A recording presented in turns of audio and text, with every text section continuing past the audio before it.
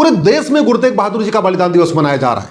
बंगाल से लेकर गुजरात, असम से लेकर कश्मीर तक हर जगह गुरु तेग बहादुर जी के बलिदान दिवस पे कुछ न कुछ कार्यक्रम हो रहा है। लेकिन गुरु तेग बहादुर जी की अंतिम इच्छा क्या थी, उस पर कहीं चर्चा ही नहीं हो रही है। गुरु तेग बहादुर जी ने धर्मांतरण नहीं किया, इसलिए उनको डराया गया। उनको डराने के लिए उनके साथी भाई मती दास जी को आरे से पहले कटवाया गया, फिर भी उन्होंने धर्मांतरण नहीं किया। फिर भाई सती दास को रुई में लपेट के जिंदा जलाया गया, फिर भी उन्होंने धर्मांतरण नहीं किया गया। फिर भाई दयाला जी को खौलते हुए पानी में डाल के मार दिया गया। इसके बाद भी जब उन्होंने धर्मांतरण नहीं किया, तब गुरु तेग बहादुर जी का गर्दन शीश काटा गया और उसी के नाम पे शीशगंज गुरुद्वारा दिल्ली में बना हुआ है।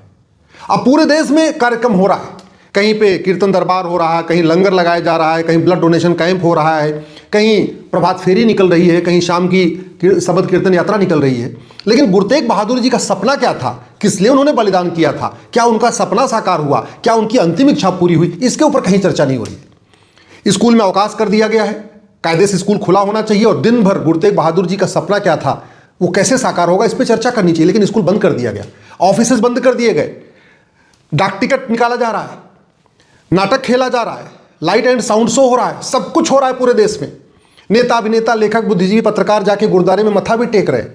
लेकिन गुरु तेग बहादुर जी का सपना क्या था, उनकी अंतिम इच्छा क्या थी, इसके ऊपर कोई चर्चा नहीं कर रहा है। क्या गुरु तेग बहादुर जी ने जो बलिदान दिया था, जो उनका शीश काटा गया था, इसीलिए काटा गया था कि उनके नाम पे डाक टिकट जारी हो जाएगा, उनके नाम पे कुछ नाटक खेले जाएंगे, उनके नाम पे कुछ प्रभात फेरी हो जाएगी? क्या उनकी यही अंतिम इच्छा थी? उनकी अंतिम जो इच्छा थी वो ये थी कि जितने लोग कन्वर्ट हुए हैं ये घर वापसी कर ले और आगे से धर्मांतरण रुक जाए। गुरु तेग बहादुर जी के पूरी अगर अंतिम इच्छा को दो शब्दों में कहें तो उनका मुख्य जो उनकी अंतिम इच्छा थी कि धर्मांतरण रुक जाए और जो लोग कन्वर्ट हो चुके हैं इनकी घर वापसी हो जाए। दुर्भाग्यवश पूरे देश में गुरु तेग बहादुर जी के सम्मान में कुछ न कुछ कार्यक्रम हो रहा है, लेकिन घर वापसी कैसे होगी, धर्मांतरण कैसे होगा, इस पर कहीं चर्चा नहीं हो रही। और आज दुनिया में सबसे ज्यादा धर्मांतरण भारत में हो रहा है, गुरुओं की धरती पे हो रहा है। और भारत में भी सबसे ज्यादा धर्मांतरण पंजाब में हो रहा है, जहां से धर्मांतरण रोकने के लिए इतना बड़ा बलिदान शुरू हुआ, उस पंजाब में सबसे ज्यादा धर्मांतरण हो रहा है। मुख्यमंत्री भी जा रहे हैं, गुरु तेग बहादुर जी को माल्यार्पण कर रहे हैं, मत्था टेक रहे हैं, सब जा रहे हैं, लेकिन गुरु तेग बहादुर जी का सपना कैसे साकार होगा, इस पर कोई बोलने के लिए तैयार नहीं। धर्मांतरण के लिए फॉरेन से फंडिंग आ रही है और इस एफसीआरए कानून को बदलने की कोई चर्चा नहीं हो रही है। धर्मांतरण के लिए बैंकों के जरिए फंडिंग हो रही है, इस घटिया बैंकिंग कानून को खत्म करके यूनिफॉर्म बैंकिंग कोड लागू करने की कोई चर्चा नहीं हो रही है। धर्मांतरण के लिए हवाला के जरिए फंडिंग हो रही है, हवाला रोकने पर कहीं चर्चा नहीं हो रही है। धर्मांतरण के लिए काला धन से फंडिंग हो रही है, काला धन कैसे रुकेगा, इसके ऊपर चर्चा नहीं हो रही है। धर्मांतरण के लिए बेनामी फंडिंग हो रही है, बेनामी ट्रांजैक्शन कैसे रुकेगा, इसके ऊपर कोई चर्चा नहीं हो रही है। धर्मांतरण के लिए जो अंग्रेजों के समय में उसके पास पहले मुगलों ने जो जमीन दिया था उन जमीनों का उपयोग किया जा रहा है, उन जमीनों को वापस लेने पर कोई चर्चा नहीं हो रही है। धर्मांतरण के लिए जो वक्फ बोर्ड की जमीनों का उपयोग हो रहा है, उसको वापस लेने पर कोई चर्चा नहीं हो रही है। जो नकली दवाओं का कारोबार होता है, उससे जो पैसा आ रहा है, उससे धर्मांतरण हो रहा है, नकली दवाओं के कारोबार रोकने पर कोई चर्चा नहीं हो रही है। जो नशे का कारोबार हो रहा है, उसके जरिए धर्मांतरण हो रहा है, नशे के कारोबार जो पैसा आ रहा है उसको भी यूज किया जा रहा है, लोगों को नशेड़ी बना बना के कन्वर्ट किया जा रहा है। पंजाब में तो यही हो रहा है, फिर भी इस घटिया कानून को बदलने पर कोई चर्चा नहीं हो रही है। उस समय जो कन्वर्ट हो गए उनकी कुरीतियां कुप्रथाएं चलती रहें, इसीलिए ये मुस्लिम लॉ बना था। इस मुस्लिम लॉ को खत्म करके यूनिफॉर्म सिविल कोड लागू करने पर कोई चर्चा नहीं हो रही है। धर्मांतरण इसलिए हो रहा है क्योंकि पूरे देश की पुलिस एक जैसा व्यवहार नहीं करती। एक जैसा व्यवहार क्यों नहीं कर रही है? क्योंकि हमारा ये अंग्रेजों का जो 1861 का पुलिस एक्ट है, इसके कारण पुलिस सत्ता के गुलाम है। उत्तर प्रदेश में पुलिस धर्मांतरण पे कार्रवाई कर रही है, पंजाब पुलिस नहीं कर रही है, तमिलनाडु पुलिस नहीं कर रही है, बंगाल पुलिस नहीं कर रही है, दुनिया कई देश के कई अलग अलग कई राज्यों में पुलिस काम नहीं कर रही। क्यों? क्योंकि पुलिस सत्ता के गुलाम बनी है। तो यूनिफॉर्म पुलिस कोड लागू करने पर कोई चर्चा नहीं हो रही है। सबसे आश्चर्य की बात है, 150 साल के बाद आईपीसी बदली, नया भारतीय न्याय संहिता आया, लेकिन इसमें ऑफेंस रिलेटिंग टू कन्वर्जन नाम का एक चैप्टर नहीं है। ऑफेंस रिलेटिंग टू रिलीजन है, धार्मिक भावना आहत करना अपराध है, लेकिन धर्मांतरण करना अपराध नहीं है। सेंट्रल लेवल पे कोई इसमें चैप्टर ही नहीं है।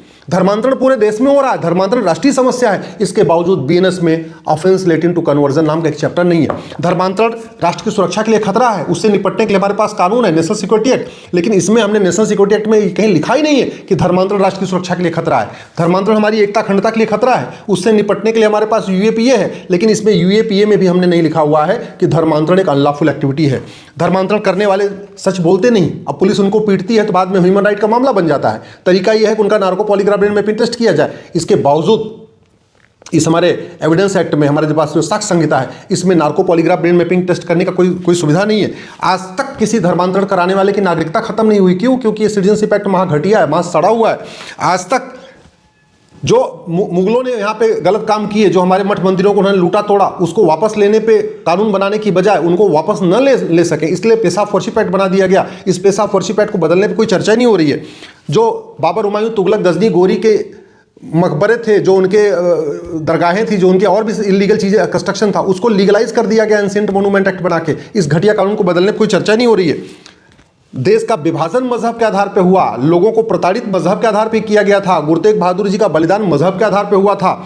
भाई मतीदास भाई, सतीदास भाई, दयाला जी का जो बलिदान हुआ था मजहब के आधार पे हुआ था। औरंगजेब मजहब देख देख के काट रहा था। इसके बावजूद मजहब के आधार पे नियम चल रहा है, मजहब के आधार पे कानून चल रहा है, मजहब के आधार पे वक्फ बोर्ड चल रहा है, मजहब के आधार पे वक्फ ट्रिब्यूनल चल रहा है, मजहब के आधार पे माइनॉरिटी कमीशन चल रहा है, मजहब के आधार पर माइनॉरिटी फिल्म मिनिस्ट्री चल रही है। और सबसे बड़ी बात, औरंगजेब का मदरसा आज भी चल रहा है। मुगलों ने तो 1000 मदरसे खोले थे, हमारे वाले मुगलों ने लगभग 5 लाख मदरसे खुलवा दिए आज़ादी के बाद। उस पर कोई चर्चा ही नहीं हो रही है। आतंकवाद, जिहाद, मजहबी उन्माद मदरसों से फैलता है, मदरसों को रोकने पर कोई चर्चा नहीं हो रही है। और सबसे बड़ी आश्चर्य की बात, हमने राइट टू एजुकेशन एक्ट लागू कर दिया। हमारी किताबों में भाई मतीदास के बारे में पढ़ाया नहीं जाता, भाई सतीदास के बारे में पढ़ाया नहीं जाता, भाई दयाला जी के बारे में पढ़ाया नहीं जाता। गुरु तेग बहादुर जी के ऊपर भी ऐसा छोटा सा चैप्टर है कि उनका डिटेल कार्यों को पढ़ाया नहीं जाता। तो भाई इस समय सब कुछ चल रहा है। गुरु तेग बहादुर जी के सम्मान में वो सारे काम हो रहे हैं जो वो नहीं चाहते थे, लेकिन जो उनकी अंतिम इच्छा थी, जो उनका सपना था, उसको साकार करने पे कोई काम नहीं हो रहा है। घर वापसी कैसे होगी, इस पे कोई चर्चा नहीं हो रही। धर्मांतरण कैसे रुकेगा, इस पे कोई चर्चा नहीं हो रही। धर्मांतरण को आज तक ऑर्गेनाइज क्राइम नहीं डिक्लेयर किया। धर्मांतरण एक संगठित अपराध है, उससे निपटने के लिए बीएनएस में धारा 111 है, लेकिन धारा 111 में कहीं लिखा ही नहीं है कि धर्मांतरण भी ऑर्गेनाइज क्राइम है। धर्मांतरण अपने आप में एक्ट ऑफ टेररिज्म है। अल्टीमेटली औरंगजेब ने गुरु तेग बहादुर जी की हत्या क्यों किया? उन्होंने धर्मांतरण नहीं किया। इससे बड़ा एक्ट ऑफ टेररिज्म क्या हो सकता है? और एक्ट ऑफ टेररिज्म के लिए सेक्शन 113 है, लेकिन इसमें हमने कहीं लिखा ही नहीं है कि हाँ धर्मांतरण कराना ये भी एक्ट ऑफ टेररिज्म है। धर्मांतरण अपने आप में वेजिंग वॉर है। यहाँ जो मुगल आए थे वो केवल और केवल धर्मांतरण कराने आए थे, और आज भी दुनिया में सबसे ज़्यादा धर्मांतरण भारत में हो रहा है। 1500 परिवारों का पर डे धर्मांतरण हो रहा है। एक परिवार में 7 आदमी मान के चलिए तो पर डे 10,000 हिंदुओं का धर्मांतरण हो रहा है। यानी साल में 40 लाख हिंदुओं का धर्मांतरण हो रहा है। लगभग साल में 5 लाख बहन बेटियां गायब हो रही हैं। 5 लाख में से 3.5 लाख लफ्ज़-ए-जिहाद का शिकार हो रही हैं। इसके बावजूद ना हमने लफ्ज़-ए-जिहाद और धर्मांतरण को ऑर्गेनाइज क्राइम डिक्लेयर किया, ना हमने लफ्ज़-ए-जिहाद और धर्मांतरण को एक्ट ऑफ टेररिज्म डिक्लेयर किया, ना लफ्ज़-ए-जिहाद और धर्मांतरण को हमने वेजिंग वॉर डिक्लेयर किया, ना लफ्ज़-ए-जिहाद और धर्मांतरण को हमने राष्ट्र की सुरक्षा के लिए खतरा घोषित किया, ना लफ्ज़-ए-जिहाद और धर्मांतरण को हमने अनलॉफुल एक्टिविटी डिक्लेयर किया, ना लफ्ज़-ए-जिहाद और धर्मांतरण को हमने अपने राज्य की संप्रभुता के लिए खतरा घोषित किया, भारत की एकता अखंडता के लिए खतरा घोषित किया। तो फिर धर्मांतरण रुकेगा कैसे? फिर घर वापसी होगी कैसे? न घर वापसी के लिए एक कानून है, न धर्मांतरण के लिए पार्लियामेंट में कोई कानून है, न घर वापसी के लिए केंद्र सरकार और राज्य सरकार की कोई स्कीम है, न धर्मांतरण रोकने के लिए सेंट्रल लेवल पर कोई कानून है। न्यायिक व्यवस्था कैसी है सबको पता है। तो फिर धर्मांतरण रुकेगा कैसे?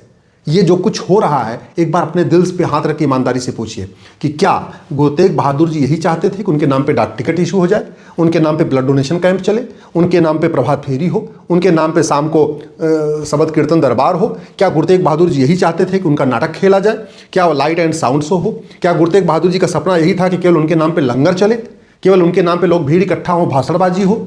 उनका सपना क्या था? गुरु तेग बहादुर जी का 2 ही सपना था, धर्मांतरण रुके, घर वापसी हो।